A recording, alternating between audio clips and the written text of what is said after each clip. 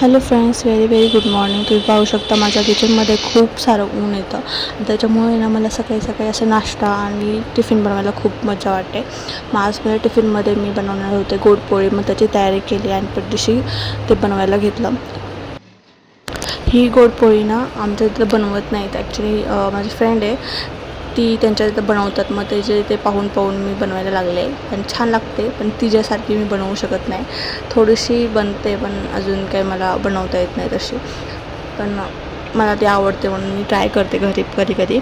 अशा प्रकारे मी ती पोळी लाटून घ्यायची आणि त्याच्यानंतर मस्तपैकी माझं मी किचन क्लीन केलं. आणि किचन क्लीन करणं माझ्यासाठी मस्त, कारण का घरी आल्यानंतर मला हे पाहिलं ना की खूप कंटाळा येतो, त्यामुळे मी करते. मग नंतर मस्तपैकी आंघोळ वगैरे करून घेतली. इथे मी रेडी होते, गडबड होत होती मला, कारण का उशीर झाला होता आणि त्याच्यामध्ये हे सनस्क्रीन बाहेरच निघत नव्हतं, संपत आलं ना, त्याच्यामुळे असं ते हे करते. पण मी पण सगळं संपल्याशिवाय मी ते टाकणार नाही, नवीन काढणार नाही. आणि एवढे सगळे ड्रेस मी ट्राय केलेत आज, पण मला कम्फर्टेबल वाटत नव्हतं. असं मला असं थोडंसं वेगळंच वाटत होतं, म्हणून मला एकदम मोकळे ड्रेस घालायचे होते. म्हणून मी एवढे सारे ड्रेस ट्राय केले आणि चेंज पण केले. आणि ते माझं रेडी होऊन झालेलं आहे. खूप सारे सेंट मारला आणि मस्तपैकी एक वॉश घातला आणि मी रेडी आहे.